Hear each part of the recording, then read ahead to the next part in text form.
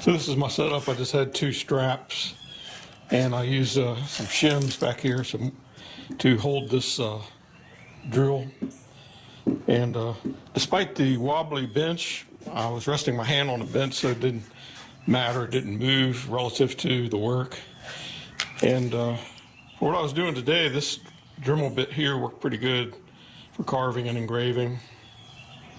High-speed cutter, carbide might have been better, but that worked. Took a while.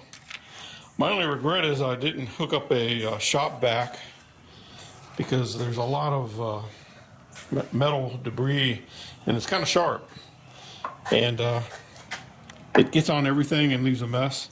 I wish I'd have used a shop vac to extract that.